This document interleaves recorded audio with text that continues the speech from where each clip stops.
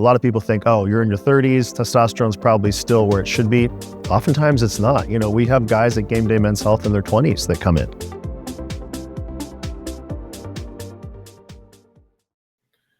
Okay, there we go. We are now recording for your entertainment purposes.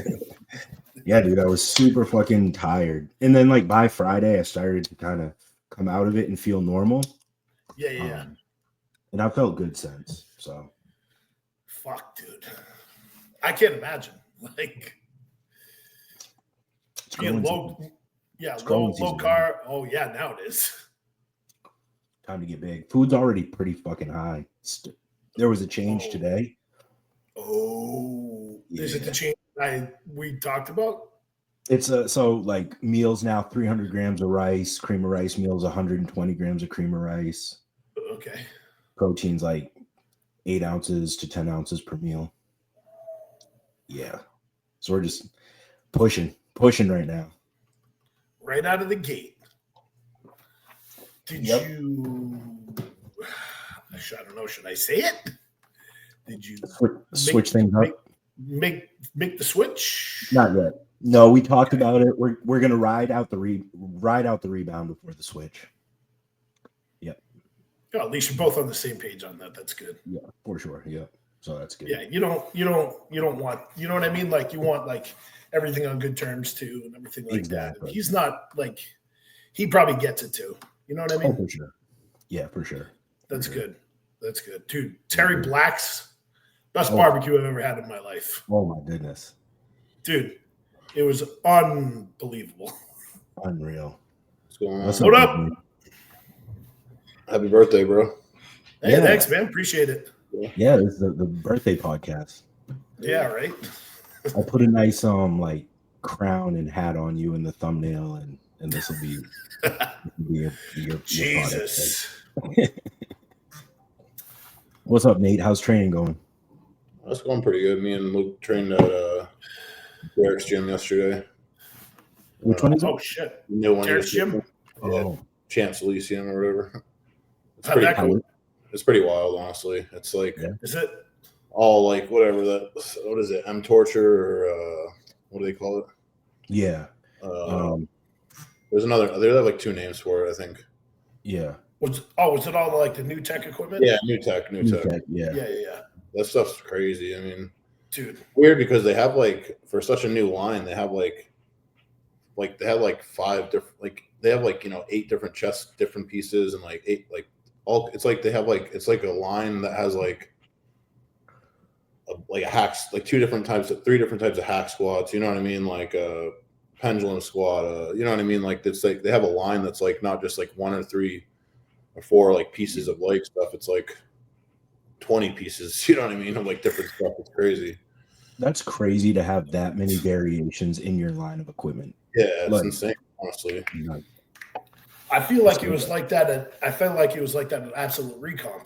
That just that place is crazy, huh? You guys have fun. It's so like, and I'm pretty sure I said this to Mike. Like, it's good for training. The equipment is fantastic, but you kind of like you get the influencer vibe. Yeah. Like 180-pound kids walking around with their shirts off, and I'm just like, what are we doing here? Right. Like, but other than that, like the equipment is freaking top notch. Oh, yeah. And for 24-hour access, like always staffed. Like, that's tough to beat. Training at Destination was good though too. The energy was really up there. That was nice. I don't think you didn't really have a choice but to fucking level up when guys like Q and Jordan and all them were there while we were lifting too. So it's like, for sure. Yeah, I think Destination is more like I don't know, like blue collar, but just like, you know what I mean? Like you walk in there and just more like hardcore, whereas like Absolute Recomp's more like you could have the same crowd, but like I don't know, it's more just like it's like a nightclub. It's like a nightclub gym. Like turn the lights off for a second. Yeah. It's crazy. Whereas like you walk into Destination and you're like, you need to level the fuck up because of the people that go in there. You know what I mean? Like everyone has that training mindset. Both those guys had moved, but when I went there, Sean Clarita was training there and Keon at the same time. Oh shit! Wild. Those like, this is like I went to Texas Pro like 2 years ago, I think, or 3 or whatever. And I did the same thing you guys sort of did, absolute recomp, and then destination, and it's crazy like down there. And it's crazy because there's even like they even have more gyms than that. Like as far as like I know Metroflex, like Plano is really good too, and like there's some other. And we went to Metroflex, one where Ronnie went at. But obviously, like that's sort of like a crap hole, but it's just like worth. It's more like a museum, right, or like a historic feature. Yeah. Thing. It was a fucking fun experience for sure. Oh, I bet, yeah. Obviously, like it feels like a production. Like Tampa Pro isn't the same, honestly. It's like fun, but it's not the same. I don't know how to like put it into words, but like the Texas Pro, I guess, just in the way they put on the show and just the big ass expo, you know what I mean? Hall, like Tampa's not a small show. They don't really have an expo. It's like, and it's the way they have it is at a hotel, like almost like to have New York Pro. Yeah, like a ballroom. But then like the expo part is like a small hallway and it's very narrow, so it's like it's not the same thing. You know what I mean? Like, it's not the same vibe. Yeah. No, yeah. And Tampa really does. I mean, there's okay gyms here, but Dallas definitely smokes Tampa as far as like gyms go. I'd say Dallas feels like the hub of bodybuilding right now. Yeah. For sure. It's crazy. It's crazy how it's changed like areas. Like it every like 10 years it's someplace different in the country. I feel like California is non-existent now. Yeah, it's definitely not relevant like it was. That's for sure. Nope. I feel like it's Texas and Tampa area are kind of the. Obviously, Vegas is still Vegas, but yeah. I mean, I don't know. Yeah. Me and Shay are legitly like playing with the idea of making a move. What? Yeah, like, well, we've always wanted to live in the South, and like, it's like, all right, well, I don't know how many more years of like bodybuilding I have, 4 or 5 ish. Like, what do I really want to? Do we want to maximize this? Do we not want to maximize it? Like, if you're never too old. Exactly. If you want to check all your variables, then like eventually you have to make a move to a place where you can level up. So I don't know. I mean, I'll say being in Tampa, just the best part is like you can always find a training partner, a really good training partner down here. Like, I mean, even I don't know if you guys know, I can't remember how to say his last name, but you know Seth Markham? No.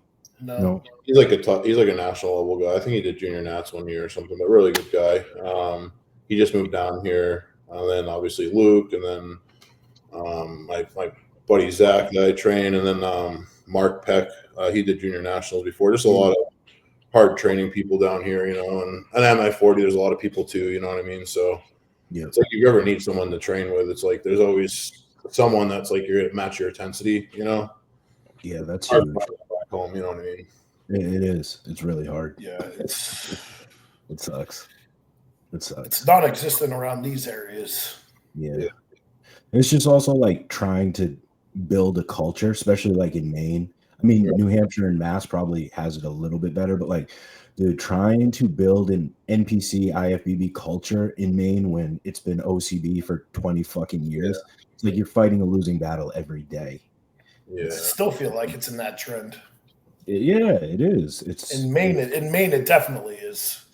Absolutely. I think Massachusetts, it's more geared towards like NPC. I think that like New Hampshire, it's kind of like, I don't even know.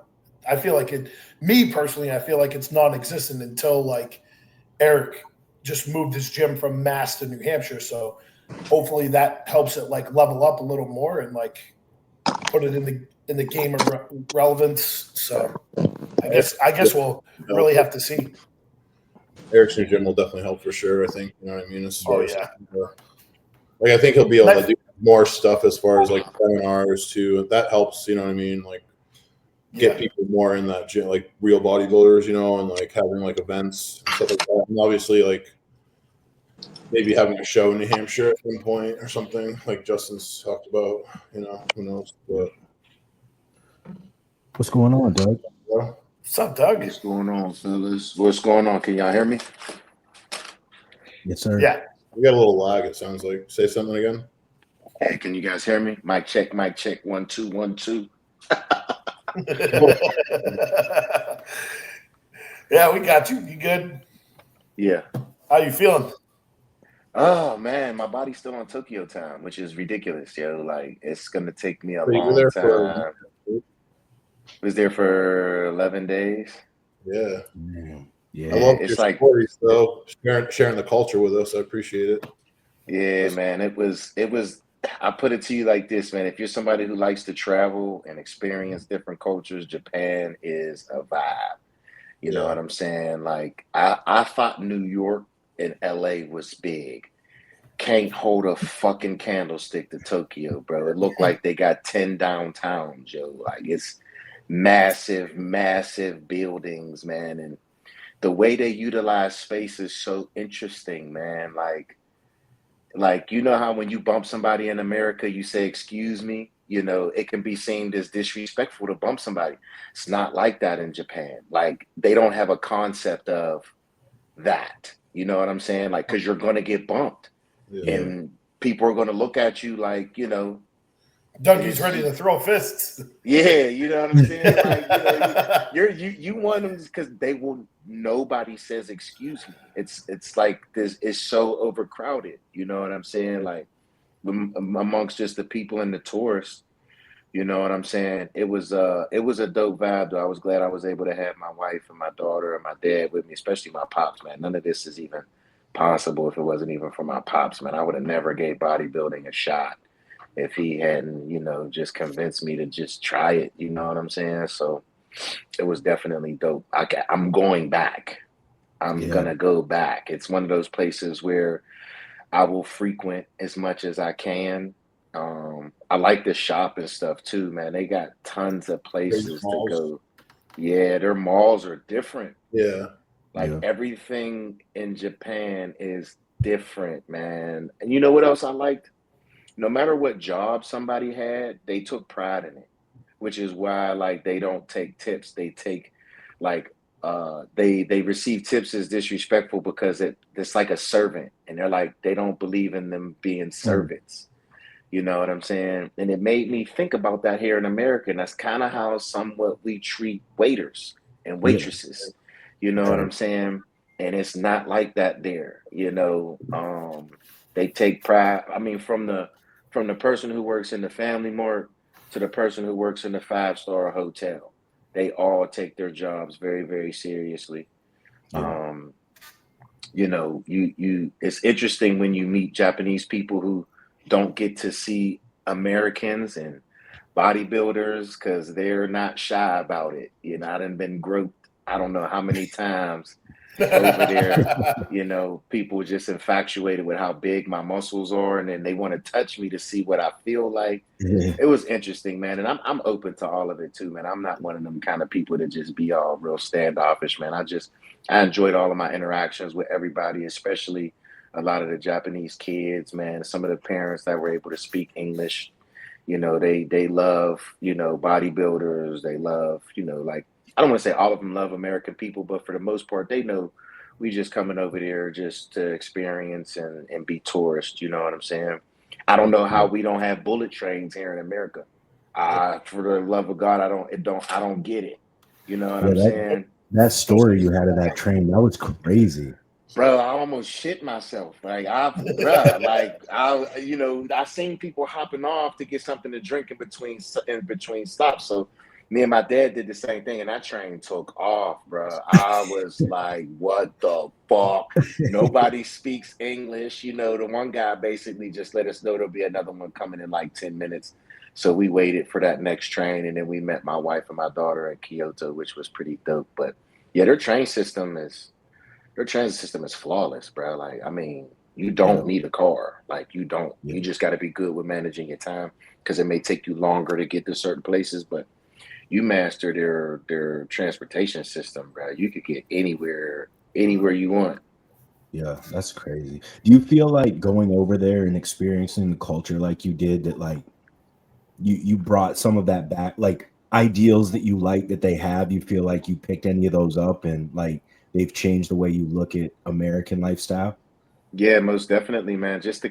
the cleanliness. We don't. For me, I never really paid attention to how much I'll just throw shit on the floor when I'm out. You know what I'm saying? And they follow rules over there. You know what I'm saying? Like the street can be this big, bro. If it don't say walk yet, you're standing on that street until the sign tells you to walk. You know what I'm saying? I really just enjoy just the high integrity of the people, man. I dropped my wallet the first day in the hotel, man. Somebody brought me my wallet back.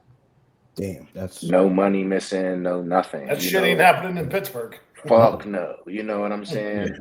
My daughter left some change in the change thing when we were at one of the shrines.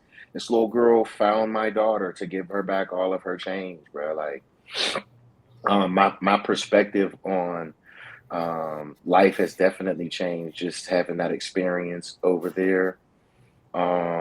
And I just kind of like not to bash America or anything like that. I mean, you know, I love American culture, but it's just interesting to see how different two cultures can be. Like literally, bro, there's no market for Ozempic in Japan, bro. None. You know what I'm saying? Like you walk so much. You know what I'm saying? Everybody rides bikes. You know what I'm saying? Like, just their way of living. There was some video that I saw, like, I don't know if it was last year, but it was a McDonald's and they had like a recumbrance bike in McDonald's and the person's eating the McDonald's on a recumbrance bike. I'm like, what the fuck? And the food, top tier, bro. The meat looks different. The eggs look different. The fruit looks different. Everything is just different. The taste, like, I even like the yogurt.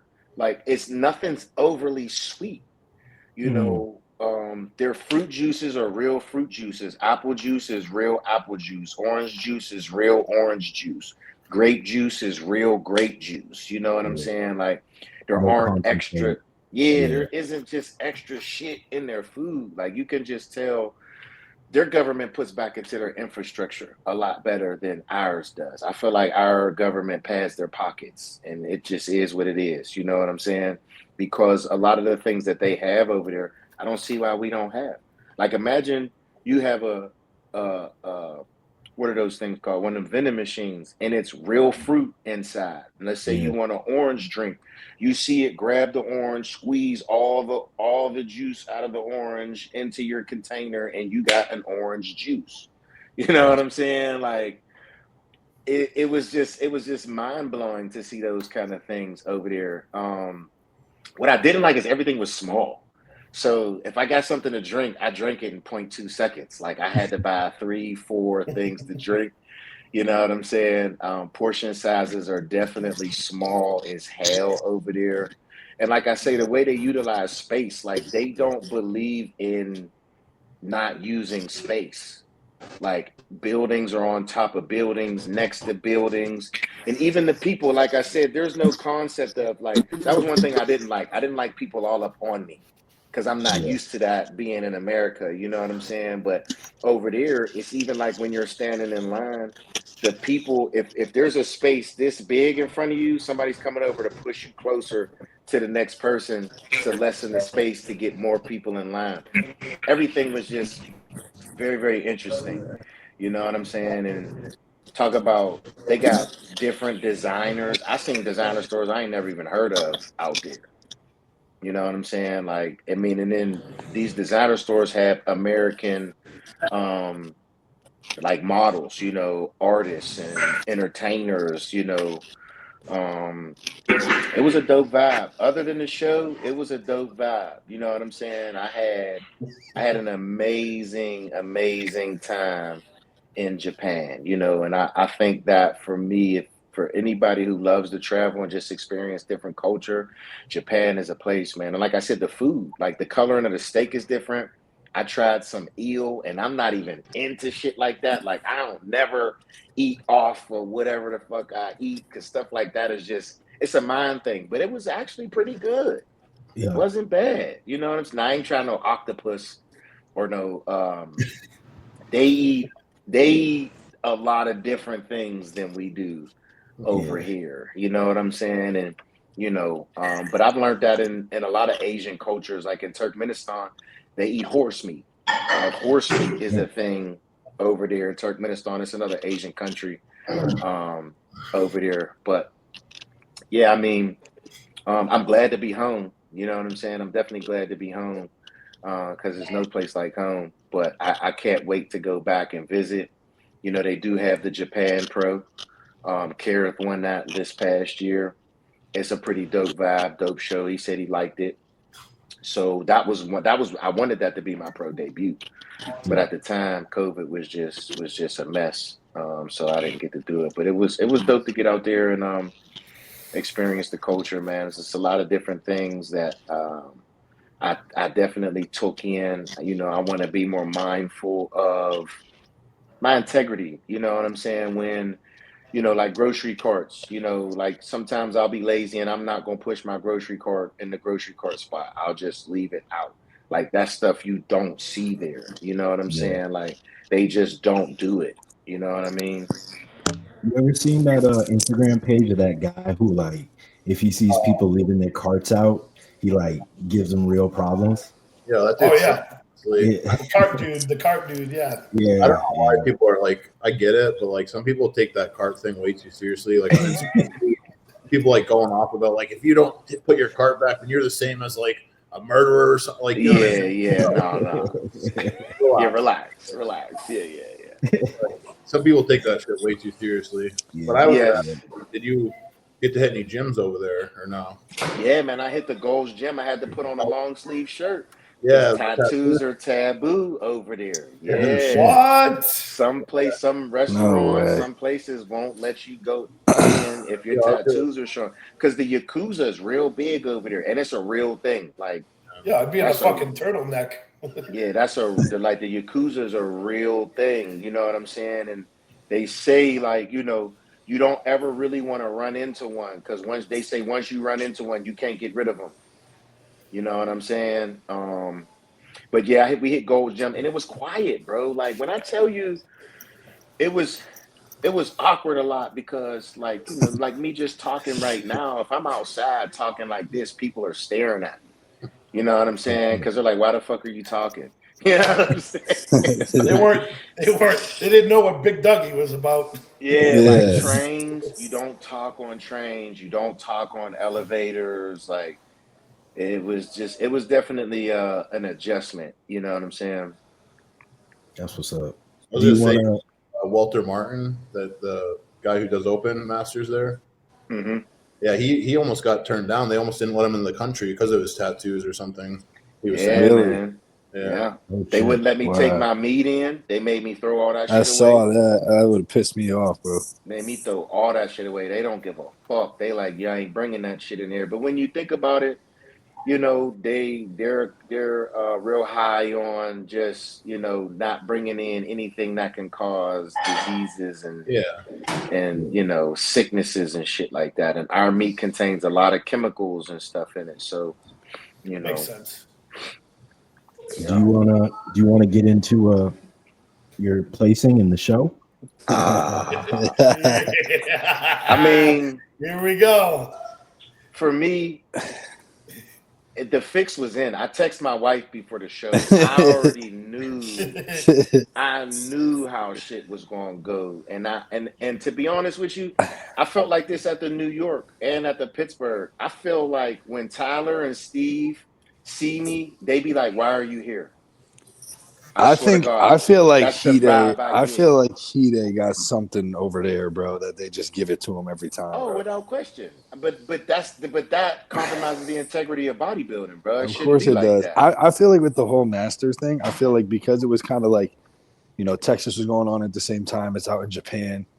I feel like they thought they were going to get away with some of this shady Oh yeah, they didn't judging. give a fuck. They didn't care. And the heat's starting to come down on them now because, like, especially with the Dorian and Phil scorecard thing, and then your shit too. Everyone's like, even when I talked to Blue about it, I was like, yeah, one of my buddies did the 212 and he got fucking shafted too. And he was like, who? I was like, big black dude with the dreads. And he was like, oh shit, I saw him. He was like, yeah, he should have won the fucking show. And I Man, was listen, like, yeah.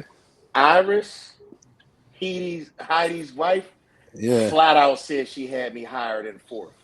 I'll say this. Backstage. I love Samir's physique, but he's old and doesn't get in shape. The other two guys that beat you, it's not even close. Like if you weren't 1 year 2, like, and that's not even close. That's how I felt. Because I mean, I'm not gonna go there and say I should have won the whole show. I trained for it. I believe I should have. Yeah. I believe I had the ability I mean, to you win the whole show. could have for sure. But Yeah. they didn't even give me a shot, bro. And like I said, like that's how I felt when it came to like Steve. And I said this to you guys in the group chat. I'm not one of them bodybuilders that go looking for the judges before the show. I hate that. You know what I'm saying? I think that's corny as fuck. I don't do that. I think Daniel's post was perfect. Yeah. Yeah.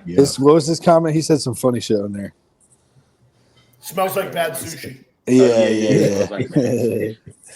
Yeah, I mean, look at his back, bro. Like, look at my back. Look at 2 and 3's back and my back. Bro. Yeah, that's like, crazy. Come on, man. I don't. Hide. It just you take Hide out. Like he should be in 6th. Like, dude, I'm sorry. Bro, he shouldn't even be competing, bro. He looks like he's melting at the seams. Yes. He literally should just stop competing. And if you wanna honor your legends, they could have done it without him placing in the top 6. Yeah, like you know what I'm saying? He could have been in the top 10 get to do their routine. Bro, when Dexter finished the Olympia, he didn't give him fucking 2nd place. Yeah. You know what I mean? Like Kevin Levrone came back in whatever year that was. Look at my waist compared to the other guys. You know what I'm saying? Like I feel like I came in with size, shape, bro. You the rest of these guys look old. You don't look old. Yes. Like you still look fresh. Like these other physiques look melted and old and fucking trash. I'm just gonna be honest with you. Thank you. That's how I felt. I felt the same way. You know what I'm saying? Yeah, I think everybody did. I think this was the thing. I've talked about this before too. Like when a similar type of like real suspect judging like that happens, the best thing you can do instead of going on and on about I got robbed, is just post the pictures and let everybody else say it for you, right? And that's what's been going on, man. So like people look at that. Like Daniel made that post, smells like bad sushi, and people look at that top 4 front and back double or top 6 front and back double, and they seeing you in 4th, and everyone's like, "How the fuck that don't make sense? Like, is it out of order? That don't make sense. It just doesn't at all. No gaps. You know what I'm saying? Like, and then that's another thing too when it comes to posing. Like, I feel like as an amateur, definitely make sure you stay on top of your posing. But I feel like as a pro, they don't give a fuck about that. I feel like the judges do not care about how you look posing because I've seen guys win and they are horrible at posing. The sad reality is, bro, it's all fucking. It's like a big mafia, bro. It's all political game, and they got their favorites and their people that they look for. Mm-hmm. And if you're not in that crew, like it's hard to break. That's why I was so happy to see Joe do what he did at Texas and Tampa because he wasn't one of those names. And I was really happy that they gave him a look because nobody even knew who he was because he got 15th at the Cali last year. And I was hoping, I was like, I know that he's going to have from bodybuilding criteria, he's going to have the physique to be up there.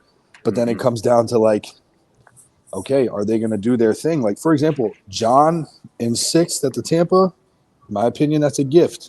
Mm-hmm. That's a gift because he's John De La Rosa. If that was a no name, that guy ain't finishing in 6th place. Yeah. You know what I'm saying? So that's just part of the game, bro. And you kind of got to pay your dues. And I'm never going to kiss ass either, just like you and probably like the rest of us.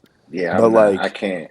It's just unfortunate. I want to win because you all think I have the best body, not because I'm in your face trying to tell you my life story and all of that shit that don't even matter. Doug, I don't think anyone disagrees. I don't think anyone on this podcast disagrees that you shouldn't have won that show.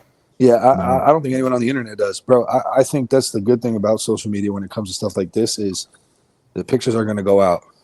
And like they thought they could get away. Like I said, they probably thought they could get away with some gifts because a bigger show was going, not a bigger show, but like, the Texas was going on. That was a big deal. So a lot of eyes were on that. And tons of shady shit went down over there in Japan, bro. And people are posting pictures going, what the fuck happened in Japan while all this shit was going on? And people have eyes. And the pictures are out there and they can see how the fuck are you in 4th? How the fuck is Phil Clohar in second after that score at prejudge. And how the fuck is Dorian Haywood winning the show when the guys in second, third, and fourth were all better than him? Like, it's crazy. So, wasn't it a 10-point differential between like prelims and dude, it was, it might have even been more than that. It might have even been more. It was insane. It was like, it's literally impossible. That's the only part I don't understand. That's the part I don't understand. I said this in the group chat, but like Blue coaches Phil, right? I was on the phone with Blue that night. And he was so pissed. He was like, bro, I had to leave because he's got like young kids and a wife and everything. He said, I had to go for a fucking walk, bro, to calm myself down before I threw my phone at the fucking wall. Because after prejudge, him and Phil just won the Masters Olympia. Yep. You know what I mean? Like they were like the clear-cut favorites. Yep. And then he comes back in second, and Dorian Haywood, who they thought was getting like third or fourth, wins. They were like, what? And he looked like a stick of fucking butter, bro. I finished prejudging in third. So I'm thinking I'm locked in at least in third. And then I come back and I seen Steve tell Sandy, swear to God on my soul, bro. I seen Sandy arguing for me for third. And Steve said, I don't care. That other guy looks better than him. I wanted to cuss him the fuck out. Swear to God. So Blue said that. Blue said that too. He's like, see he was like, this would never happen. He's like, but the only way you get this shit to stop is these judges think they're untouchable. He was like, it's going to take some guy who got nothing to lose, who gets shafted, who jumps off the stage and beats the fuck out of one of these judges before they start thinking, before they start placing people. Yeah, bro. You know what I'm saying? And I'm like, all right, if that's really what it comes down to. They got so much power, man. Yeah, they got so much fucking power, and they sit behind the little table, and they can make or break people's careers, man. Yeah. And like I said, man, every time I've gotten in front of them, I get the vibe of why are you here? Like when I showed up at the New York, that's how they looked at me. Like, why are you here? Like, you know what I'm saying? Like I can get a vibe and a sense on everything, bro. I pick up on that type of shit. Right. Nate, in your experiences, do you feel there's been like a pecking order? Have you felt fairly judged at all your shows? Obviously, if you don't want to like go into how you really feel, you don't have to. But like in your experience as a pro, how has it felt? Well, I do feel like Tyler is a pretty good judge as far as that goes. I agree. I've seen a lot of fairness from him. I've seen him do a lot of things where I feel like he's given a lot of fair looks where people you wouldn't think, I guess. I feel like if you show up on the right look the right day, I feel like Tyler's pretty fair. I feel like Steve does definitely like do like a little bit of a name thing, you know what I mean? Where it's like I feel like he sort of rewards certain names, like I don't know, even like for instance, like like I think it was last year, but you know, Robin Strand was like third and then fourth, and then he went in front of Steve at Chicago and he was like 15th. Yeah. And it was like the same exact look he was been bringing, you know what I mean? It wasn't or anything. But I guess like, you know what I mean? I think like Steve is pretty particular sometimes. And but no, I mean, as far as like, I feel like most of the time the judging is fairly fair, but they definitely have. I think in the pro league, it's like sometimes, like you said, like the name thing. I mean, I feel like honestly, I beat Stan in Vancouver pretty, maybe not easily, but I feel like I beat him, and like they didn't give me a look because like he already come off like 2 top 3 placings or whatever, I think. So like he was already going in there like with that record. I didn't really have anything going for me. Yeah. And I didn't get compared to him until finals, and it was like a really small show, so it didn't make any sense, you know what I mean? So that was like one time where I'm like, why wouldn't you even compare me when it wasn't even close to Hassan and Stan, when it was much closer between me and Stan? Right. So some things like that where it's like if they don't put people next, like the whole thing that happened in Dubai too with Tonio, it was like they never put him next to Beirut. It's like, why wouldn't you?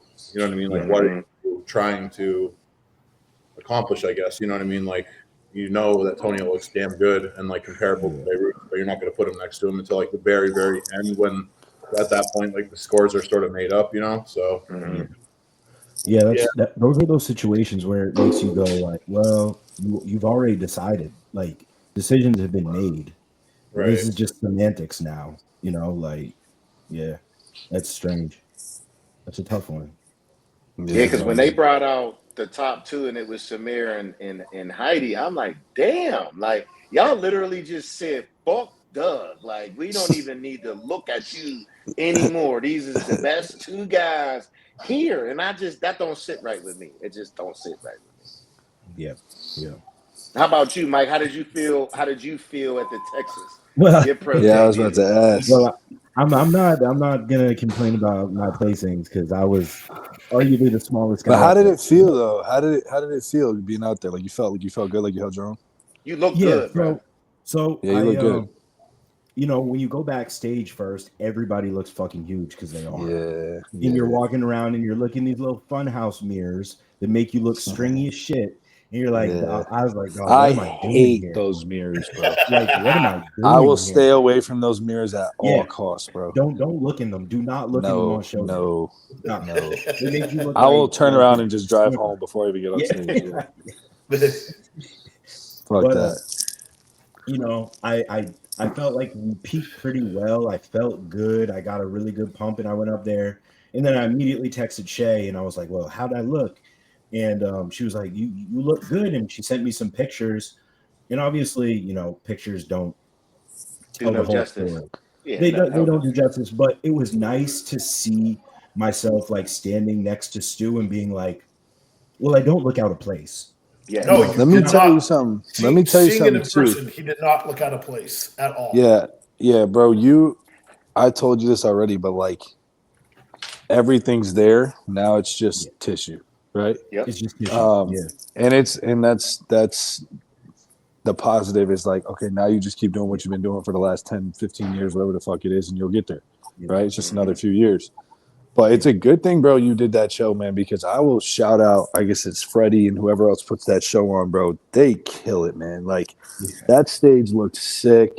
The lighting was great. The pictures all come out phenomenal. I think Sid from RX killed that shit. Oh yeah, I think Texas took over to Tampa. I think Texas now is Texas is definitely one of the big dude. It might even be getting up there with New York, man. Like I would put it there. And like, bro, I think Bill judged that very fairly too. I think I loved the way the judging went and the call outs and stuff. And bro, see you later, Bob Ciccarello, bro. Make that dude the fucking voice of bodybuilding, bro. Bro, when he was announcing like people for their individuals, dude, I'm on 120 grams of carbs, an hour and a half of cardio. I don't want to move. And I was getting fired up just hearing him call someone's name out for their fucking routine. I was like, yeah, boy. Yeah, he called me out, and I ain't never heard somebody pronounce my name right, let alone say it like that. Yeah. And like, just and you're like, oh, that, fuck yeah, bro. Yeah, I was like, oh, like it felt you could because usually you come out from the left or the right, but you just come out center stage. Shit was badass, bro. Your name, it was serious. Like it was really. That's cool. That's like some shit that Derek's about to walk up. That's like some shit that you dream of as like a young athlete, right? When like you're getting called out like for like a big game or some shit. That's like what I'm saying. I know that was a surreal experience for you because I know when I did the open and I'm backstage with Nick, Derek, you know what I'm saying? All them big names. You're just like at one point I was just a fanboy. You know what I'm saying? Like. And now I'm back here with y'all motherfuckers. And you're Hold right. up, Mike. It is different being back there when you see them motherfuckers. Mike, tell me how big Justin Savoy is, bro. Bro, I was standing behind him and checking him, and he is enormous. Bro, that guy, bro, his neck is like 3 feet tall. Bro, it don't even make sense. Like, he's so big. I know it don't. He's so big. He's ridiculous. It's insane. Him and Joe. Man. Joe is like just this like 5'7" Hulk. He looks like a Hulk. Ball of muscle. Just crazy. Only thing I would say about Joe is if Joe could figure out a way to shrink his waist just a bit.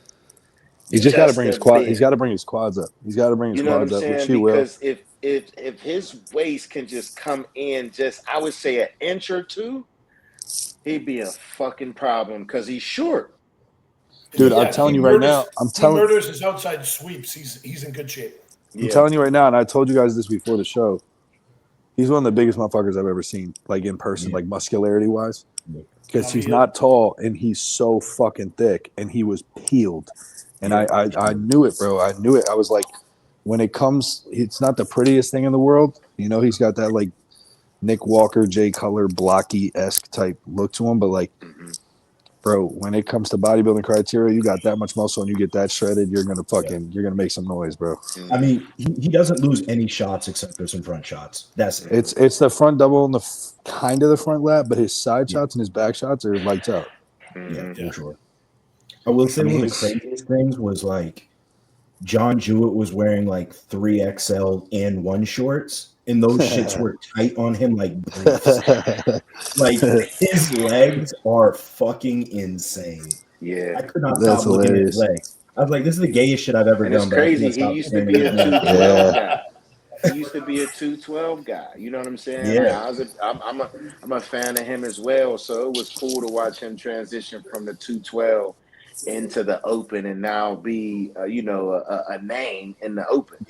Yeah. I will say one of the things that I think I appreciated the most was being backstage and just kind of taking the time to watch those top level guys, how they move back there when they get glazed, when they start pumping, like just taking mental notes of all those type of things. Because when you're an amateur, everything's so rushed. You're just to the next, to the next, to the next. But at those pro shows, it seems you have a little like it's just men's open coming on, and it's only so many of you. And so I really felt like I tried to take the time to like watch the veterans and see like, all right, how do they move back here? Just so next time I'm not just following the herd. I'm like, I know it's so I'm funny. It's so funny to hear that because it's like it's such levels, right? Because I remember that exact feeling at my first ever show, like local show. And then I remember that at like USA's last year, like my first national show. And now you're talking about that at like your pro debut. It's crazy how you just level up and you just see like, oh, this is the next step. You know what I mean? Yep. Yeah. You know what's interesting? When I was at the Pittsburgh, Marty caught me walking around out back without my Crocs on.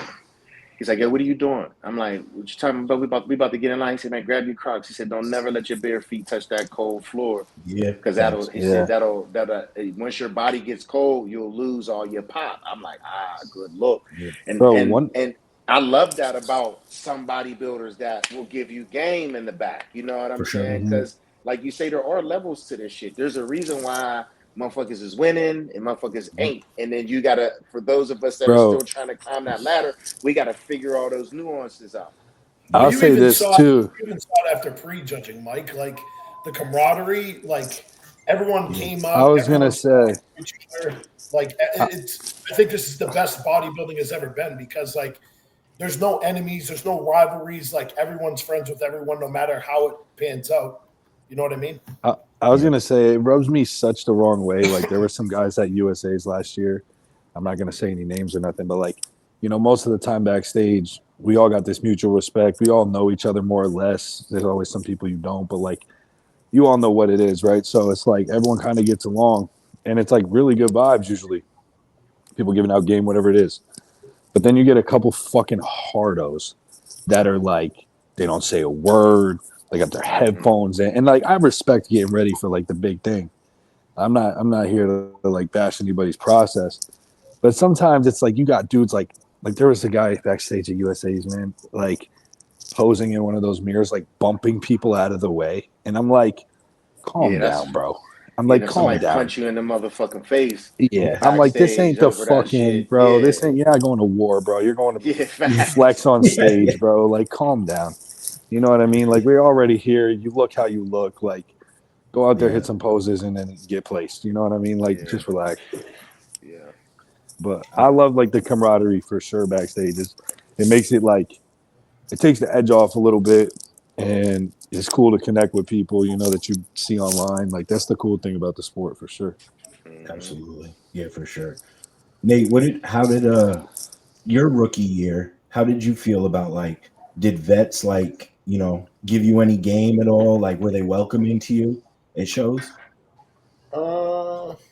I don't know. I felt a little more competitive, honestly. Not like within myself, but more like within each other. Like, because it was like, I guess like it was a little bit of a different era too.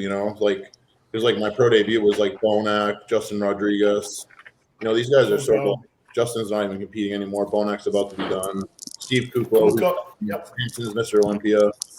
You know, so those guys I feel like were very competitive within each other. So it wasn't really necessarily like I felt like they were coming at me, but like they were more like within each other. I could tell there was like some rivalry. You know, like It was also like right around the Arnold too, right? So like they were coming off of that too. Like yeah, that's true. So Bonac, I could tell, and there was some tension between Bonac and Justin because they also just placed like I think one. that's what I'm saying. Like And then obviously Steve Kukel had been around for a while, so I think he was like trying to win that show type thing. yeah. But I would say Bonac was really nice dude. But and like everyone was like chill backstage. You know, it wasn't like there was no tension, but it was like you were saying, like it's nice because there's only open bodybuilders where like you're used to national level shows. There's like a packed house, backstage, and everyone's like on top of each other. Where it's like at pro shows, it's like very like feels like just you guys. It's like a small group of guys, and you're all just chilling and just like sort of waiting, warming up, and it's definitely like way more low key as far as like I don't know. There's just not so many people backstage. I think that just makes a big difference, and then you get treated so much better. Like you were saying, like you're not getting yelled at. Be like, all right, guys, like you gotta pump up and like that shit pisses me off, bro. Yeah, that was the one thing. That's the one thing that Mike said, like in the car on the way back to the Airbnb. He's like, dude, he goes, the vibe backstage and how they handle everything. Mm-hmm. Like they're not rushing you around. They're like, hey, like, bro. I think I talked, Nate. I think I talked to you about it, Nate, like a couple weeks ago. But like, bro, like you can literally ruin an entire prep's look because of when they call you on stage. Oh yeah. Like they'll tell you, oh, you're on stage in 15 minutes. You fucking slam some honey and salt and pump up, and then you're on stage in an hour. Now you're flat. Right. And it's like, well, now I look like dog shit, but 40 minutes ago I look good. You know what I mean? Yep. So what the fuck? And they'll tell you like 15 minutes will come. You're not on stage. And then they won't tell you anything else. And then they'll just be like, okay, you're on stage now. And you're like, fuck, what the fuck are you talking about? Yeah, for sure. It sucks. Yeah, definitely. Those national shows are, man, they can be great or they can be a fucking disaster. Like it's too many people. I feel like it's just chaos, right? For sure. Yeah. And especially when you have national shows that have masters classes, like just get ready to not be on than you would expect. Yeah. That is what it is. You just got to sit and chill. That's what we did. Yeah. Just don't do shit. But how's your prep going, Luke? You're looking pretty crazy. Yes, you are. Bro, I'm fucking dead, bro. Yeah. He's pushing me like... Bro, he's pushing me really hard right now. He wants me... So I'm 7.5 weeks out. He wants me become like 4.5, 5, like ahead. So like I can pull off and feed up more into the show. So fat burners are high, cardio's high, food is low. I'm on mostly white fish, no fats. I have 120 grams of carbs a day. My cardio is at 2 45-minute sessions, and each one starts with 10 minutes a hit. Shit. My cleanse, my T3 are up there. You're looking good. Bro, let me tell you something. Thank you, man. I'm trying, bro. You need to not fucking worry about anyone else. Look what you look like. Like, you look fucking insane, bro. Yeah.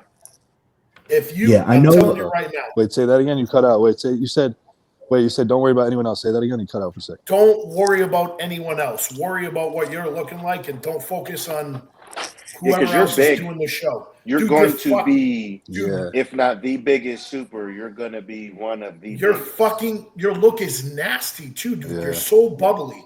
I don't think you realize how good you are. That. Look at your waist too. Yeah, I really don't. I really don't, waist man. At home, bro. Look, you're fucking good, dude. I appreciate that, bro. Because like right now, I mean, like it's. You don't feel like you look. Nah, that's not at all. That's an insane look. I know that feeling. Not at all. I know that feeling. You don't feel like you look.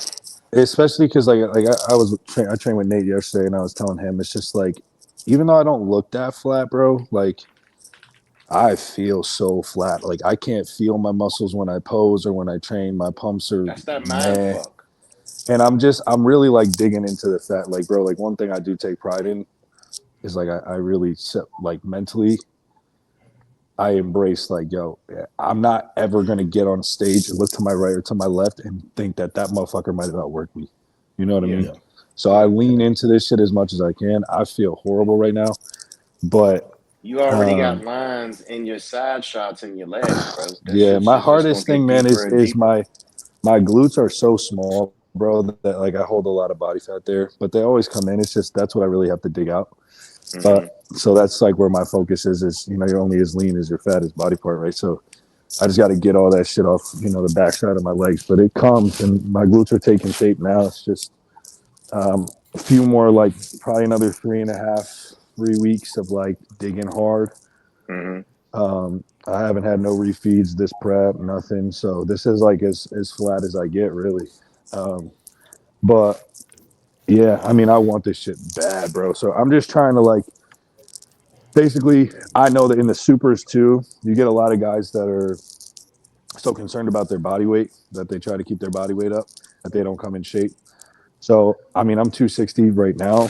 I'll probably be in the 240s on stage. So like, I'm thinking like 245, 247. Yeah, if I can be stripped at that body weight, like peeled, then I think I have a good chance. So like my focus is I agree. just getting as peeled as fucking possible. So yeah, man, it's gonna be a fucking dig. Like Blue told me, he's like, I know you can do it. So like, so I'm pushing you. He's like, but expect the next month to be the hardest part of your prep. Yeah. And I was like, all right, fuck it, let's go. Short-term sacrifice for the long-term gain. Yeah, that's right. Oh shit, what's that? What you got? Oh, me? Oh, I got an oven-baked sandwich from Domino's. Oh, you motherfucker, man. Yeah. Golly. Doug's talking about eating. I mean, fucking Luke's over here talking about eating Yeah, white bro. fish. I just I'm about to eat something I you just can't trained. eat, brother. I just finished training. I just finished training. Doug rolls up with Pringles. Yeah. Yeah, This is great. Yo, Mike, did you ever get rodeo goat, bro? No, we didn't end up getting it, man. So we got out. We got Panda Express. Yeah, we got shitty ass Panda Express. Still fire though. I love shitty food, bro. I love shitty food. I don't even care. Yeah, I would fuck up some Panda Express.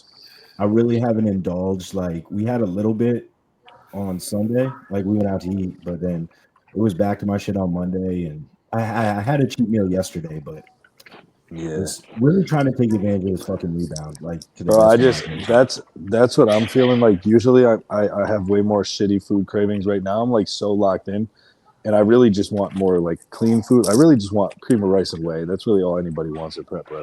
Yeah, but I was talking to Pete Harton today on Instagram, and he was saying him and Chris Fine are going to be out in Vegas, and they want to do a 20,000 calorie challenge after I compete. Hell yeah! So I might say, fuck it, bro, and just fucking run it up because I've been saying so much, bro. I could do that shit, no problem. I'm like, I will preface it with it's probably harder than I feel it actually is, but dude, especially after a show, I can eat, bro. Like 20,000 calories to me, dude. I can eat I can put down like a regular cheat meal for me is probably like 5 or 6. Damn. Yeah, but you can eat 8,000 calories consistently in the offseason. Exactly. So like I'm eating 7,500 calories clean. Yeah. So I could just swap all those meals with fucking burgers, fries, and ice cream, and I got 20,000 calories. Especially in Vegas. I mean, in Vegas. Oh yeah. That's what I'm saying. So I don't know. We'll see. I might end up in the hospital, but fuck it. Hey, Mike, how long did you stay in Texas after the show? We just stayed till Monday, so Sunday, and then left on Monday. Just got a chance to go get barbecue and kind of go train at destination. Was that your first time? No, I've been to Texas 3. Oh, that's right. You was there for national. Yeah. Yep. Are you gonna be there for nationals this year? Not gonna be there. No. No. Nobody. If I don't win the amateur, I'm in like, don't be talking about that shit. Yeah, I like that. I like that. I'll keep my mouth shut. I'll keep my mouth shut. I'll keep my mouth shut. Luke, what were you on stage at USA's last year? Bro. So on stage, I was probably like 223. Oh shit. Dude, when I flew to my lowest weight of prep, that prep before I flew was like 220, 220, 221. Yeah, like 221. And then I had that flight out there where I was up for 24 hours that flattened me the fuck out. Thursday morning, the morning of weigh-ins, I weighed in at 217. Damn. And I was peeled, but I was so fucking small and flat. And that's why I got fucked, because I didn't have enough time to carb back up. And so like Thursday we ate. Friday I ate like 1,500 grams of carbs. Saturday morning I had to go to McDonald's. I got a big breakfast, had muffins. I had to go dirty because nothing was sticking. And like I didn't gain. I gained like a pound. And so on stage I was like 223. But this year I'm trying to get out there an extra day early, because it's hard, because I when I fly, last year was in LA, this year's I'm in Vegas, but I'm flying from the East Coast both times. So it's the time zone change that fucks me, because it rolls back 3 hours. So I got to plan for that and adjust my meal timings to be ready for the stage and like shit like that. So like this time I'm going to have groceries already delivered to my Airbnb. So I don't have to worry about that. Just grab the rental car and go to the fucking Airbnb and just log in. So, and it'll be good too. Nate's going to come out. I got my buddy Nate coming out. And my brother will be there. And then a bunch of people, you know, everyone's going to the Olympia, right? So there's just a bunch of like people and resources and, you know, shit going on out there that week. So That's what's up. it should be a good time, man. I'm really, really excited. I just got to fucking get through this next 7.5 weeks is tough, because it's like you feel like shit, but it's still far. Yeah. You know what I'm saying? It's not like 2-3 weeks away. It's like 2 months. Bro, But you like still struggling to get through the fucking day. So I'm trying not to think about it. I'm just taking it one day at a time, but I'm really excited. That's the part that sucks, is waiting, especially when it's out peak through week. like 2 weeks out is the worst. It's Yeah. And honestly, 2 weeks out, like that last week before peak week, I fucking hate that week. Yeah. That's like a week of like it It's feels like it's like when waiting. it's so close but so far. It's like that feeling sucks, because like 7.5, I'm like, oh, this prep's flying, but then I'm also like 7.5, bro. 7.5 more weeks of feeling like this, bro. Fuck that. Like, fuck. It's killing me, bro. Have you guys ever felt like that? Like, when do you guys feel like that? I feel like I've never felt like that far out, honestly. I've only probably like 5 weeks out is when I start feeling like, okay, this is starting to get rough. Have you guys felt like that farther out, like 8 weeks out, like what you're saying, 7 weeks out? For me, it's about the same. Preps. Yeah, I've had preps where like I've definitely felt like shit 8 weeks out, but this prep I honestly didn't feel bad till like 3 weeks out, like that last really hard push. I usually lose it at like a little under like 9, like 9, 8.5, 9 is where I start to really go. But this year is different because he's pushing me hard now. Like I'm not gonna have a hard 3 week out push. Like we talked about that. Like it's gonna be like, because I'm a bigger frame. I look better when I'm fed and rested than when I'm fucking depleted. And tired.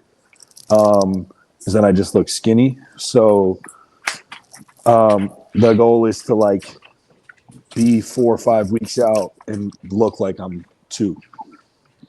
And then just kind of like push a little and then refeed, push a little and refeed. But like I talked to Nate about this yesterday. Nate's kind of like the opposite of me. I feel like I got, not to play victim or nothing, but like, bro, I have to eat like fucking 1 million calories to grow. And then I diet on fucking bird food. It fucking sucks. Like I thought this was going to be the year, because I was on 7,500 calories for so long. I was like, oh, I'm going to get shredded on like 4,000 calories. No, I'm not. The fuck I'm not. It doesn't happen for me. I don't know why. But like Nate usually can keep his food a little higher in prep. I feel like his cardio doesn't get as high. So I feel like Nate probably starts to feel like shit when his body fat gets low, which is why it's usually probably around 5 weeks out. Some people don't even do cardio, like Marty. Yeah, that's bro. like, Jordan. Bro, the highest cardio Jordan got was 25 minutes. Yeah, see, that's crazy. What the Fuck fuck? that shit, bro. I'm doing an hour and a half with hit cardio. That's me. I'm dead serious. Yeah. Like I can get inside out peeled on 2 25-minute sessions on an incline walk. That's crazy. You're a dickhead, bro. This shit sucks, bro. I told Nate this yesterday too. The nighttime cardio session kills me because it's at like 10 or 11 p.m. I gotta go down to the fucking elliptical and run sprints on the fucking elliptical. Yeah. I'm like, and then go back upstairs. I'm going hypo by the end of the 45. I want to fucking Bro, by the end of the 45 minutes, record that shit. bro, the whole elliptical is shaking, right? I'm still 260 plus. By the end, literally, I look like a fucking faggot. By the end, I'm going hypo, and then I get to go upstairs and eat 9 ounces of tilapia. Yeah. You gotta motivate yourself to like get going to go down there. Yeah. Oh my god, bro. I will do that for 30 minutes. Yeah. I'm like, I'm about to get up. Let's go get it. And then I'm still on the couch. I'm like, God damn it. And night cardio is a bitch because you're basically already done. Now you got to do fucking round of cardio. Bro, I trained legs. Wait, can you guys see me? You broke up. Yeah, it cut out a little bit. Okay. Can you hear me now? Yeah. Mm-hmm. You hear me now? I just trained legs, bro. I'm sitting outside Derek's gym right now. After this, I'm gonna go home. I'm gonna eat. I gotta eat again, and then I gotta go get on the elliptical at fucking 11 p.m. for fucking 45 minutes. Like that shit sucks because you train. I'm a late morning person, so I'll go to sleep at like 2:30, 3 a.m. and I'll sleep until like 9:30, 10. Okay. So I get like 7 hours usually, but like my sleep's starting to go a little bit now. It never gets too bad, but I'm starting to feel it just because I'm so fucking hungry. But yeah, bro, this shit, it's brutal. The nighttime session, because you start to wind down, especially after you train and you do your morning cardio and all this other shit. Yep. You just want to go to sleep. And you just want to go to sleep. You don't got no carbs. Yeah, you're just like, fuck. Those are the times you're just pissed off at the world. You're just pissed off at everybody. Just like, fuck it. Fuck y'all for smiling. Fuck you for saying hi. Like, get the fuck out of my face. Yeah, I'm like, don't even fucking look at me. Dude, Luke, dude, that was Mike 100% this past weekend. Oh, Mike's laughing, and then 10 seconds later, he's like, let's fucking go. We need to get out of here. Yeah. Do you know what bothers me so much? Those last couple of weeks when cardio's tough and food's low, for some reason, people's acknowledgement of me at the gym pisses me off. Like, you don't have to. What's up? You don't have to. Bro, everybody pisses me off. Just let me do what I got to do. Like, I don't mean to be a dick, but like, don't fucking acknowledge me. Just don't. I don't want it. I hate this. I hate this special treatment. Like, I hate the like. How do you feel? Like, oh, okay, I'll let you be. Or like, I'm just like, yo, shut the fuck up. Like, just be normal. Like, just shut the fuck up. Just be fucking normal, please. These last 2 weeks, I know everybody means it in a good way, and they're just I know. But how you feeling, bro? How you feeling? Yeah. How you feel? Yeah, that shit gets you know how I'm feeling, gets motherfucker. annoying. You know how I'm feeling. I feel like I'm in fucking prep. I feel like I'm 2 weeks out. Like, I don't know I don't know what that means, so it doesn't mean anything. That's exactly why when I sat on the couch and I saw you on Friday, I'm like, hey, how you feeling? The worst is you ever get this one where people like they think you're gonna be ready. Like, bro. Oh my god. Oh yeah. Or yeah. How do you feel about where you're at? Yeah. How do you feel? I'm like, I'm out of shape. Like, what do you want me to tell shut you? up. Yeah. Or like, man, I don't mean to be a dick. Like, I don't. Like, I appreciate the love and that people care. Yeah, but I also really hate the translation from bodybuilders to regular people. Like, bro, you look sick, you're gonna win, and then you have to be like, no, I'm gonna place last. That pisses me off. Yeah, like, oh my god. When I was going to USA's last year, everybody's like, old pro card. I'm like, bro, stop. Because then I come home and I got fucking ninth. I'm like, no pro card, bro. Like, stop. Like, you have no idea what you're talking about. And then Yeah, man, most people don't realize how hard it is to just win. Like, it is not an easy fucking thing to do at the amateur level and at the pro level. Like, it's one motherfucking winner. You know what I'm saying? It's like you say, they mean well. You know what I'm saying? Like, people like want you to win and things like that. But at the same time, it's like, bro, do you know how difficult it is to win? A lot of things have to align right. We do. That's what we want. Ultimately, that's what we want. But unless you are a marquee name, good luck. Yep.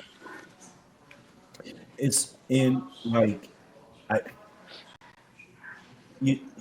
don't even know how to explain it or say it. Because we saw Kareth play 7th in the Open. I don't even know how much he weighed. Yeah, 200. I heard 205. Oh wow, 205.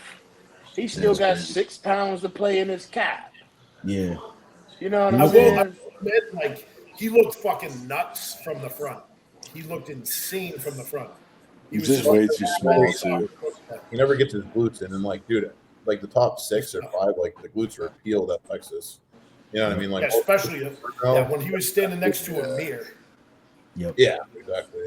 That's my problem. I just need more tissue on my glutes so I can push a little harder to bring those down without losing my arms. Yeah. I need more tissue on the arms. I'm literally. I said this. I said this to Nate too yesterday, bro. I think this offseason I'm just gonna put in a fucking glute day, bro. Because if I had big, dense glutes and they would way easier, I could get. Man, are you guys still there? Yeah, you still there? Kind of. Yeah, you're kind of cutting out. It keeps cutting out on my end. Yeah, I might lose you guys in a sec. But if I had like actually like muscular dense glutes and they would striate as easy as the rest of my body does, I could diet so much easier because it's like I told Nate yesterday, same thing. Like, it's all a glute contest, bro. It doesn't matter how shredded you are. If you turn around and your shits are fucking soggy, you're done.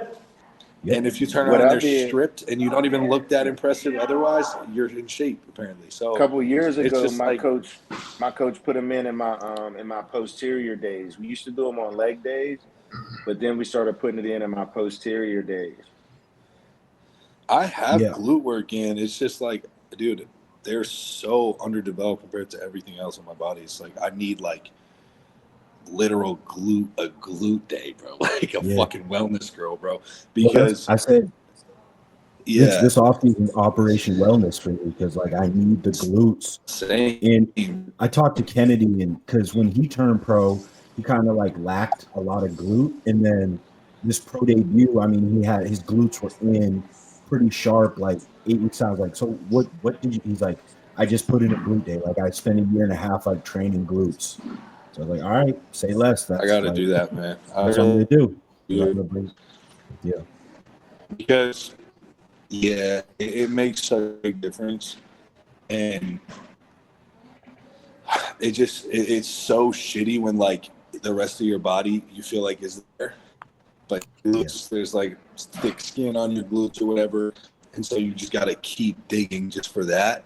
And then this other stuff starts to lose the pot.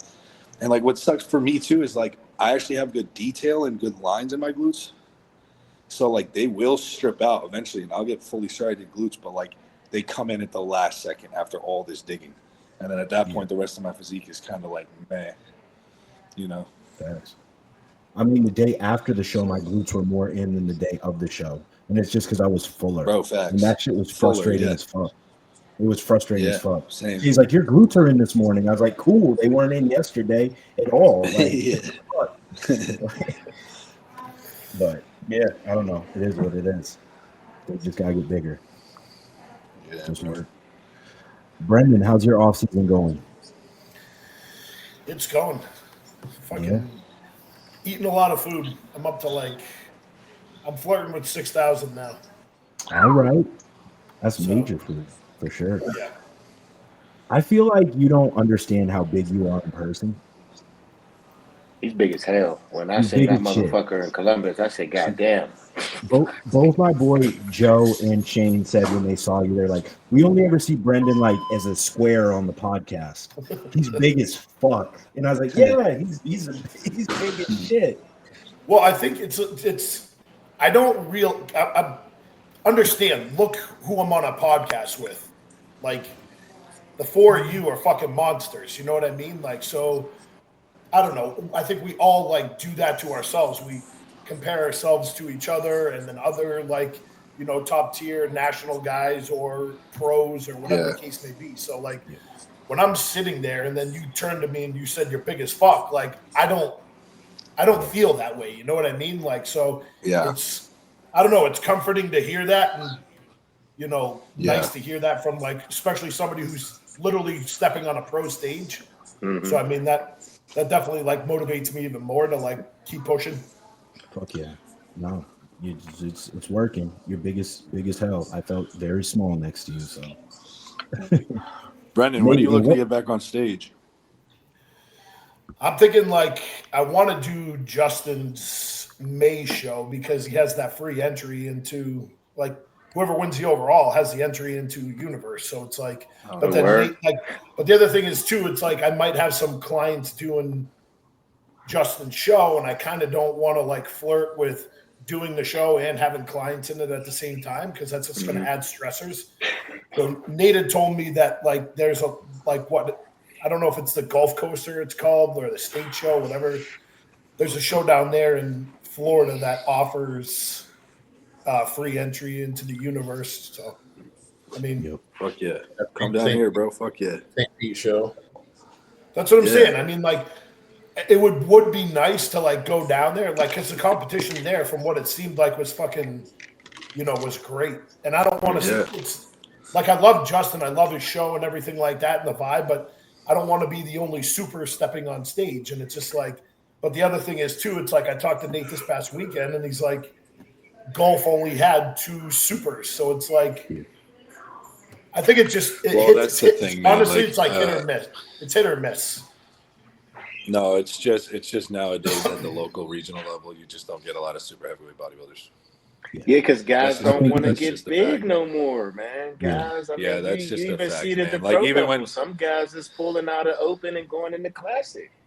You know what I'm saying? They don't. When I won, it's not easy to do what y'all do. Like Nate, you getting up to 300 pounds, bro. Like, but when people say, "Man, how do I grow my arms like that?" It's uncomfortable. It is unfucking comfortable. It hurts to grow muscle, dog. That shit is. It's fun for people like us who are sick in the head and we just like this shit. You know what I'm saying? But this shit is not fucking easy to do. Day in and day out, eat 7,000 calories a fucking day. You know what I'm saying? Monitoring how much liquid you take, monitoring your sodium levels every day, your step count. Like, this is shit that normal people don't fucking do. That's why we're not fucking normal. I know we were talking about it a couple of weeks ago, and I'm definitely at that mindset now where you just feel like you're not making, like, I know I'm making progress because all my lifts are going up, the intensity is there, and everything is clicking on that sense. But Luke, you even said it a couple of weeks ago. You feel like in the off season where you're just sitting there and you feel like a fat piece of shit, and I'm just like, I'm at that level now. I feel like I'm just it's the reality. Fat as fuck. The reality is like you can't. This is why off season is so hard. You can't continuously progressively drive your weight up or you will just literally get fat. So you hit a point where like, okay, this is kind of my upper limit. And now you more or less have to hold there and drive up gym performance. Like that's how you progress and that's how you build tissue. But when your visuals aren't noticeably different, when the scale isn't moving, you're still taking all the drugs, you're still eating all the food, you feel like you're not making any progress, right? But you are. It's just underneath all the shit. So like me, for example, you guys just saw I'll be a decent 20 pounds up from last year. Bro, I started my off-season cycle at like 278, 280. I finished it at, it's like 18 weeks, 20 weeks. I finished it at like 289, right? Like 12 pounds, yeah. that's like 10 pounds, and it was like a full blast. And I'm like, and I didn't feel like I looked that different, but I held high 280s for months. And because of that, then when I came off cycle, I didn't lose any weight. I held my weight. I started prep. I didn't just drop 15 pounds of garbage, right? And the tissues held. That's why, like, now I'm pushing really low food and high cardio and high fat burners, the whole thing. But I'm not like withering away. Like my muscle is like solidified, right? Yep.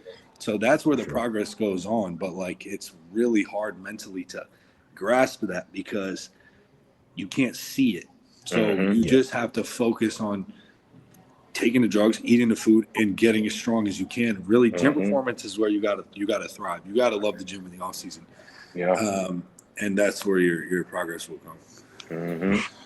That's the good part. I mean, like, I'm doing leg training. I did, we went to Destination, and we're doing legs, and I'm 270, and I still see lines in my legs, and I'm like, all right, I know I'm in a good position then.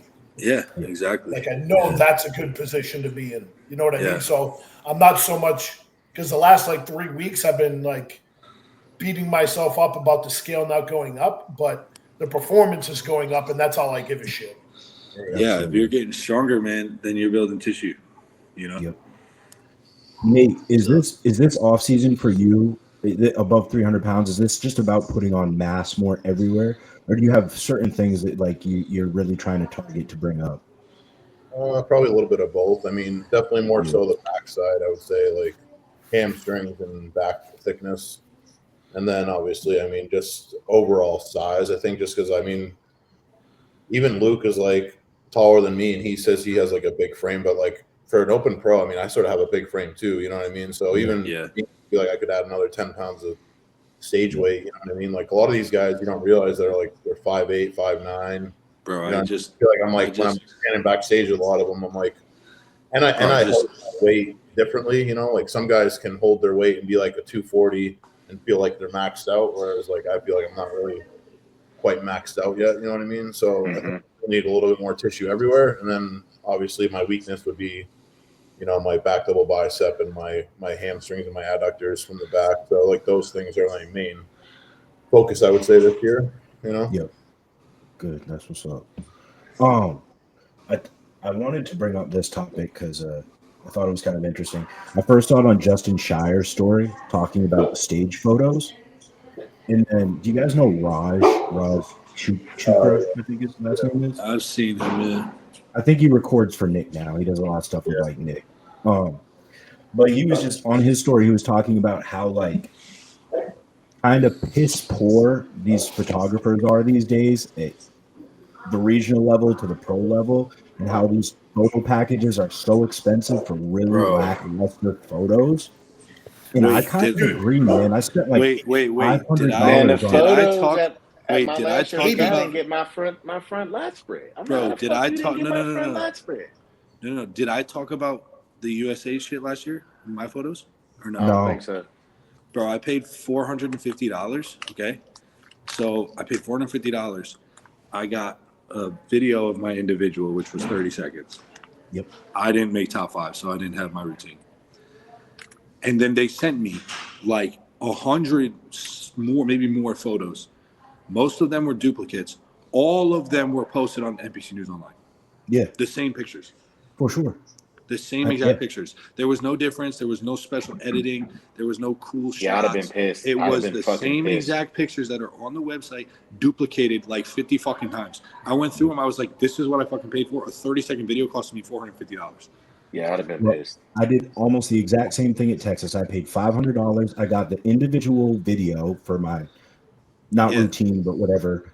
I got a special photo package, but so they took a shit ton of pictures, but you only get to pick 6. Yeah, and they're the angled ones from like right below the stage that don't really show anything. Yeah. Bro, it's such a more pictures than that. So I bought a third photo package, and it was exactly what yours was. It was all the ones that were on npcnews.com. And so I paid $500 for like a video and 6 pictures. It's such a mind fuck because, like, for example, right, I'm going to the Amateur Olympia. I don't know what's going to happen. This could be the show I turn pro at. If it is, I want the best fucking pictures possible. Yep. But, like, I don't know what I'm investing in. I'm going to give you hundreds of fucking dollars because you can gouge me, because you know I'm going to pay it because I put in all this work to get here. Yep. This could be a monumental moment for me. So you're going to gouge me. And then I don't And they have won't any let your idea what I'm family come getting in back. and take Oh, no. pictures. They Oh, won't let, hell no. you know what I'm saying? Nobody else come in. Hell You can't no. have your own photographer come in. And Nope. it's like, what the Bro, fuck? I paid, bro, in 2022, it was a regional, it was the New York. I paid, it was like a friend of mine. I just gave her like $100 or $200. She was a really good photographer. I was like, yo, can you pop out to my show and try and get some good pictures because the pictures suck. They saw her and like tried to kick her out. So she snuck back in into like some top section and tried to take pictures from like fucking nosebleeds. And they were horrible. But like they're fucking hawks. Even at the regional level, they don't let you take shit. And then they make you pay hundreds of dollars and they give you some fucking half-ass garbage. And bro, I know this sounds like princess prima donna shit, but like, dude, half of what we have to remember a show by is the pictures. That's exactly. Like I was about when to I say, did they not prima donna USA's, about that. That's what we do this for. when I did USA's, man, like this is the other thing I don't like about USA's, and I've said this before too with the muscle contest shows. The lighting is horrible, right? The lighting's horrible out at those shows. I left the hotel room. I did my last check-in pictures. I thought I looked pretty fucking good. I looked at my stage shots. I was appalled, dude. Like I looked like a slimy, muddy, He said I was like appalled. fucking bro. I was like a muddy, slippery bag of shit, bro. And I was like, this is not what I saw fucking 45 minutes before in the fucking hotel room. So one of these two things is lying to me. They was completely different. And then you look at everybody else's pictures from USA's, and they're all the same. They're just like, it's like this like dull, muddy look. And like, bro, like that's why I said what I said about the Texas show. They killed it, bro. The lighting was great. The backdrop was black. But they still had sponsors going on and the big Texas letters and shit, so you could see what it was. You knew what show it was, but the athletes looked good. Yeah. I had some friends that did the amateur. They got great pictures.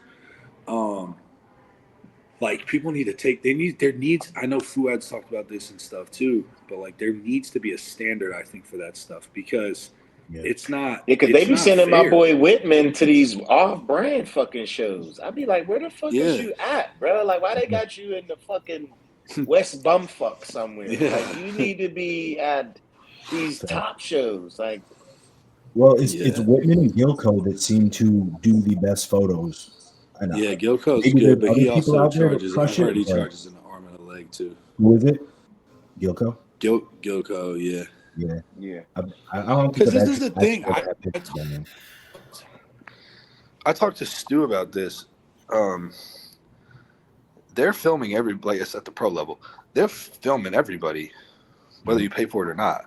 I mean, they're either just going to delete your shit or they're going to give it to you. So it's like it's not any extra work. And if you're in the top, like if you're a top 5 at a show or whatever, like your shit's getting posted on Instagram anyways. Yeah, you're gonna get your video on Instagram. You know what I'm saying? Like they're posting you. So it's not like, oh, let's say Stu got top 5, but he didn't do the package, and everyone on Instagram is gonna be like, where's Stu's video? And they're not gonna post it. No, they're gonna post it. You know what I mean? People want to see everyone's individual. So it's just a whole game, bro. There definitely needs to be a standard with it as far as the quality, the pricing. I think it's ridiculously unfair to like athletes. Yeah. I mean, like you said, these are like the reason we get these pictures are for the memories. It's not to post them everywhere. I have a shit ton of pictures on my phone that are never going to get posted. They are for me to remember that when I was 30 years old, I was a pretty good fucking bodybuilder. And so when you're dropping that type of money and you're not really getting anything back, it's like that. Like, bro, this sucks. Like, that's why we need a union. Compete again, like, you know what I mean? That's why we need a union. We need a bodybuilders union. We need to. I mean, I'm jokingly saying this, but I'm also serious in a kind of way where it's like I remember when I turned pro, and you know why they treat us the way they do backstage is because everybody's coming to watch us. Everybody's coming to watch us. They're not coming to watch the judges. They're not coming to watch the video people. They're coming to watch us. And we got to try to figure out a way to have some kind of control when it comes to whatever we can control as bodybuilders. You know what I'm saying? We're the money makers. That's why I've, every show that I've done, they definitely make me feel like home backstage. You know what I'm saying? Like I get that vibe of that, but we don't get that sense when it comes to these pictures. We don't get that sense all the time when it comes to judging. You know what I'm saying? And What's I think I heard sad- Sean Ray say it years ago. You know what I'm saying? That the bodybuilders need to come up with something to where as though we're not being taken advantage of. Because let's be honest, with a lot of the work that we do and we put in, a lot of us get taken advantage of. What's sad is it's gonna take somebody that like is good at photography or some shit like that like is doing this for a passion project, that doesn't need the money, that wants to help bodybuilders. Because the reality is because these price points are where they are, no one's not going to charge that money if they can. You know what I'm saying? If they can charge $500 and people are going to pay them $500, they're going to charge $500. But if some dude just like with a good heart, maybe he made a lot of money, he's retired, he loves bodybuilding, and he just wants to take pictures because it's fun for him, comes in and he's like, hey, man, I'll just do it for free. That will change the fucking game. Or like, here's $50 for everything, right? Yeah. That's really what it'll take at this point. Like, it's not like Gilco's going to turn around and be like, you know what, $40 for your video. Yeah, hell no. We know that. No, because he can get 500. So why the fuck would he? You know what I'm saying? Same thing with Whitman. Same thing with any of the other schmucks that are running around saying they're good at this. Like, they're gonna take your money because they can. So yeah, I think actually having a real athlete's rep would be a helpful thing. It would, but I know we talk about it like athlete's rep. It's funny, but like for these type of things, it's not a bad idea. You know, just call Bob. Bro, I really don't think it's that fucking hard. Like, I don't understand why this isn't a thing. Like, bro, other professional sports, like, there are standards and regulations for like court size and different things. Yes. Like, you know what I'm saying? Like, and no offense, but like, do you think Travis Kelce or Tom Brady are paying for fucking pictures? Yeah, exactly. No. It's like have standards with lighting, have standards with backdrops and advertising, have standards with photos, live streams. Like, it's not a hard thing to do. It's like, you're right. You go because when you think about it too, the photographers can sell our pictures and make money because people are going to buy pictures of Nate because they're fans of fucking Nate and they want pictures for Nate to autograph when they run into him. Yeah, man. And it's like you go to like the Texas and everyone looks great, black backdrop. The Detroit, black backdrop, everyone looks great. And then you go to the Toronto and the color is the same color as the dudes on stage and everyone looks like a fucking melted tomato. And it's horrible, bro. Yeah. And it's like it's like you got some world-class physique that looks like he's fucking blended into a wall and melting away because you made the fucking background red and orange with a bunch of guys with spray cans standing in front of it. How the fuck does that even make sense?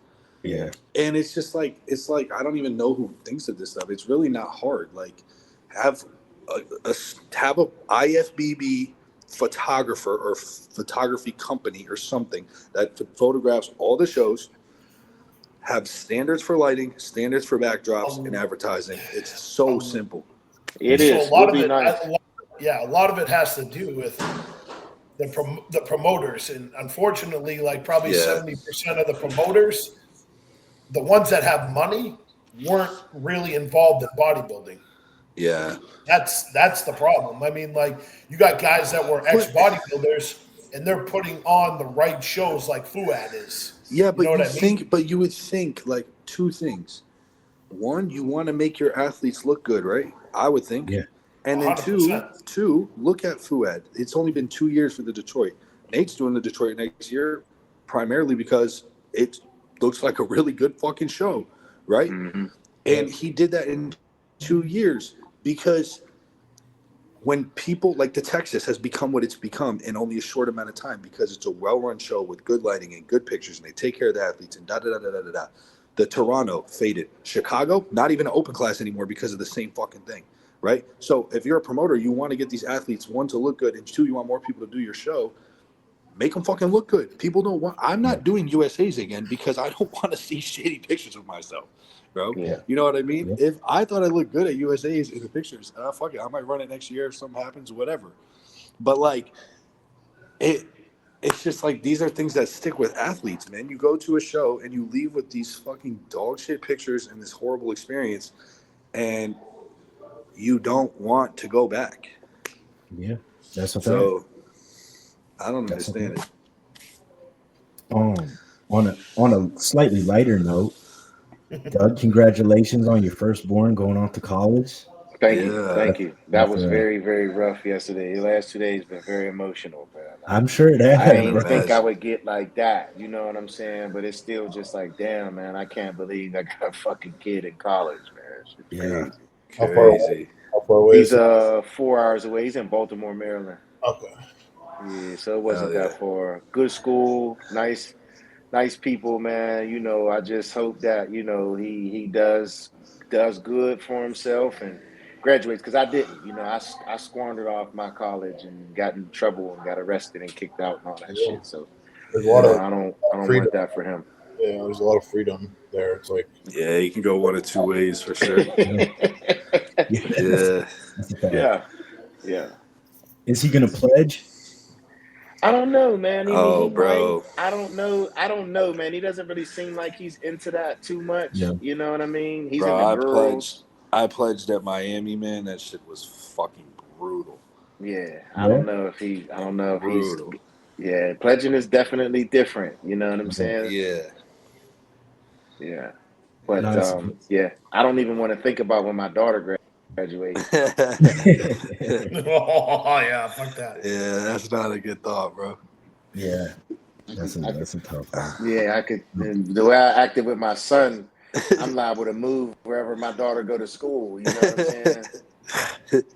Straight up. I want to give a shout out to Austin. He was on the podcast, our last podcast, and then he ended up taking the overall to Texas Amateur. He looked fucking good. Yes. He looked really good.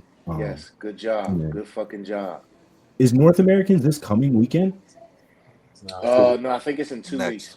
2 weeks. Okay.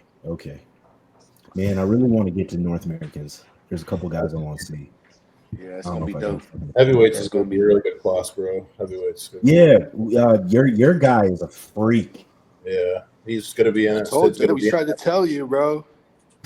Ranson's going to be in it. Yeah, I he saw looks him. good. Yeah. Tommy Bell, who just qualified too. This won his Yeah. regional show. Is Elliot doing it? No, he's not doing it. No. Okay. No, he's done for the year. Yeah. I think he's going I'd like to see him do something. I mean, Yeah. shit. I know. Yeah, I know. He's like really into coaching now, so it's like Yeah. he's got a lot of guys doing a lot of these shows, so it's like Brendan, you just talked Controversial. about, you know, Justin's show. Yeah, it's hard for him to compete when he's got guys doing them, you know. Right. Mhm. I saw Kyle Wilkes competed this weekend and won. Yeah. the Dude, overall. he Yeah, won well, back-to-back overalls. He won Back to two. back, yeah. Is he doing a national show Yeah. as well? I don't think so. I No? feel Yeah, I like don't he know. might roll into North Americans at this point, but I don't Well, I yeah, haven't I heard guess anything. Coming off the second win, it might be more motivating, but I heard he wasn't. Yeah. Yeah, I heard I'm it was not more sure. like a personal passion project thing, just to Mhm. get back on stage. But like, Mhm. I mean, if North Americans is in 2 weeks and you just won two Right. overalls, I mean, Yeah. Yeah, run it for sure. why not, right? Yeah. Yeah, I mean, because if you could turn pro and then still coach and be a pro coaching, that's just Yeah. another notch on the belt. You know what I'm saying? Yeah, and it's always. I'm the sure. dream, I'm man. sure None of Nick. us- I'm sure Nick is telling him to. Yeah. Yeah, Absolutely. yeah, So what do we got? 2 more shows to qualify for this year's Olympia? Is it yeah. Italy and Germany. Italy and in Germany? Yeah, because what's the name? Quentin's went to where is he He going? went. Yeah, he's Samson. He's with Samson right now. That's pretty cool. Mhm. That's pretty cool. Yeah, it is. Can we admit that Samson might be the best ambassador as a Mr. Olympia ever? Yeah. Yeah, I He's like gotta him be. as an Pretty good. ambassador. Pretty damn close. Yeah. I like his he's very humble to me, man. I just love people who know that they're great, but they don't spew it. You know what I'm saying? Yeah. Like they're humble Yeah, about he's their definitely greatness. that type. Yep. Mhm. No, I think that's a great thing for Quint. Like, who knows? Is that going to make him better? I don't know. Maybe not. But I mean, them is two big motherfuckers, man. Like, did I see Quentin? Like, they're tall and big. Like, what the? Well, fuck, the cool thing is Yeah, that Q's big. Quentin feels like he's very much so on the same trajectory that Samson was on. for sure. Like Samson was always like, yo, structure is crazy. He's super round. He kind of gets in shape, but not all the way there. But he just needs to fill his frame out. And then he got with Milos and did whatever happened, and now he's Mr. Olympia. And Quentin is like very like much so kind of following that trend. So it's cool that like he's the guy that teamed up with him. You know. And I'll be the first one to say, Nigerian, like, too.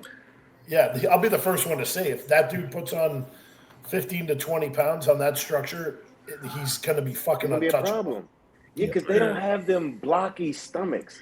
Like, to me, that's what separates them when they get into that front double and you see their waist just shrink. It's like, what the fuck? Well, dude, even though like you were at Texas, Brandon, and then like even though like obviously based off of conditioning and like hardness and development, like who was most impressive to you? I mean, I gotta say, just seeing in person, Quentin, just Quentin, dude, like 100%. Like, when relax, you're like, what is that? Like, it's just okay. So like, in my personal preference, like when I was looking at it and they did like that 3-man call, like he was 4-man, but like he was really like 3-man in my eyes. Like your eyes were always drawn to Quentin. Yeah. Joe is just a fucking slab of muscle. Yeah. And then Jordan was just complete balance. Head from head to toe, completely balanced, and every shot was competitive. Yeah. And like it was funny because when at the finals, Chris Tuttle was right behind me and he's on one knee. And then they moved Jordan to the outside and Chris is like in panic mode. And I turned around and Brandon Burrow was behind me too. And I'm like, Chris, and he goes, I don't know what they're doing. And I said, the only thing that I can figure out is that they moved Jordan to the outside because they knew he already won. And they were comparing Joe and Quentin. And he goes, I don't know. But I guess because he got straight first. So I mean, like, but back to Quentin, like, dude, he is your eye gonna go straight to him. Well, that's the thing about tall bodybuilders. That's what I always say is like the ceiling is so much higher. It just takes more time. When you fill out that frame, bro. It's like anytime Andrew's on a stage or Samson's on a stage or Quint's on it, you go to them before you go to the rest of the guys. It's the reason that there's a 212, bro. That's the entire reason that there's a 212. So like it just takes time. And he's still so young. I mean, he's like 30 now, I guess, 31. But I mean, bro, give him another fucking 5 years. You know, Samson's what, 40? We all know it takes. I tell people this is a sport of patience.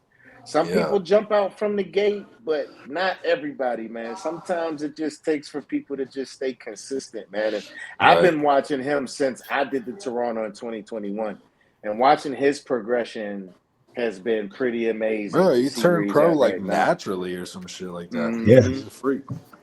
That's the most impressive part is to see his progression over the last 3 or 4 years. Mm-hmm. I'll say Justin Savoy's the same. If he can add some thickness to his fucking back, I mean, he'll be an Olympian before you know it. He's exactly like Quentin. When he was in that second call out and Bill put him on the outside, my eye would just directly goes right to him. My eye went to him the whole entire field. I'm like, eye went to him when I was at Tampa. Nick told me to shut the fuck up because I kept saying, "Look at Savoy, bro!" Like because my eye kept going right to him because he was just walk out on stage front relax.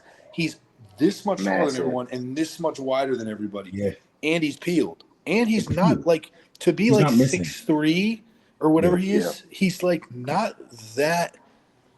He's relatively filled out. Yeah. He's You know not what I'm missing saying? anything. He's not. missing anything. No. He just needs. He doesn't have the greatest waistline. Hey, you said a little more back. Just overall development. That was his debut, bro. Right? So, Yeah. Shut the fuck up. Yeah. Yeah. And he's 305 on stage or some ridiculous shit like that. Oh my god. So you make we that got another motherfucker. Marcus Hold on. Rule. Yeah, you make that motherfucker 6'3", 320. Bro, it's over, bro. Like, I'm for not saying real. he's gonna win the Olympia, but he's gonna be something to see, bro. Yep. Absolutely. You know what I mean? Yeah. For real. So Well, it's an crazy. hour 40. Yeah, I was about to say it's almost 9.